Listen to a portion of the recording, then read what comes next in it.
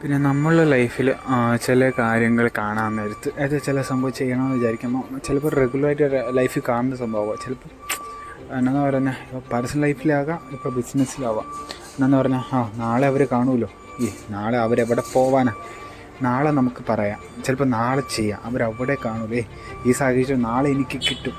പക്ഷെ നമ്മുടെ മനസ്സിൽ ഇത് ചെയ്യാം, അവരോട് ഇത് പറയാം, അത് ഏത് കാര്യമാവട്ടെ, ആ തോന്നുന്ന ആ ഒരു അപ്പം കിട്ടുന്ന ഒരു ഓപ്പർച്യൂണിറ്റീസ് ഉണ്ടല്ലോ, ആ ഒരു ടൈമിങ്സ് അത്രയും നല്ല കംഫർട്ടല്ല, അതേപോലെ ഒരു ചാൻസ് പിന്നെ ലൈഫിൽ ഒരിക്കലും കിട്ടാൻ ചാൻസ് ഇല്ല. അതുകൊണ്ട് നമ്മളിപ്പം ചെയ്യണമെന്ന് വിചാരിച്ച കാര്യങ്ങൾ ദർ ഈസ് നോ ടുമാറോ എന്ന വിചാരത്തിൽ അത് ലാസ്റ്റ് ചാൻസ് നമുക്ക് കിട്ടാൻ പോകുന്നത്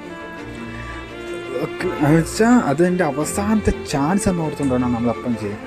നാളത്തേക്ക് ഉണ്ടെന്ന് വിചാരിച്ചത് ഡിലേ ആയി പോകും. നമ്മൾ നാളെ എവിടെ പോകാന്ന് വെച്ചാൽ അത് പോയാൽ വേറൊരാൾക്കുള്ളതാണ്. കാരണം നമുക്ക് കിട്ടി നമ്മൾ യൂസ് ചെയ്യാത്ത കൂടെ നമ്മുടെ കയ്യിൽ പോകണം. അതാണ് ഓപ്പർച്യൂണിറ്റീസ്. ലൈഫിൽ ഓപ്പർച്യൂണിറ്റീസൊക്കെ വല്ലപ്പോഴേ വരും. കിട്ടുന്ന ഓപ്പർച്യൂണിറ്റീനെ മിസ് ചെയ്തിട്ടുണ്ടെങ്കിൽ പിന്നെ പറഞ്ഞിട്ട് കാര്യമില്ല.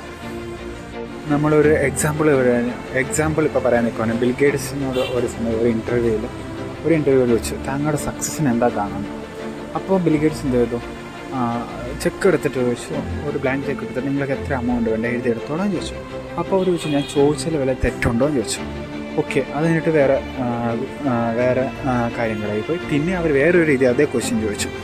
അപ്പോൾ ബിൽ ഗേറ്റ്സ് പിന്നെ അതുപോലെ ഒരു ചെക്ക് എടുത്ത് നിങ്ങൾക്ക് എത്ര എമൗണ്ട് വേണ്ട ഒരു ബ്ലാങ്ക് ചെക്ക് എടുത്ത് എഴുതി കൊടുക്കും. ഞാനിത് ഒരിക്കലും അമൗണ്ട് ആ ചോദ്യം ഞാൻ ചോദിക്കില്ല എന്നായിരുന്നു അവർ ചോദ്യം നിർത്തി.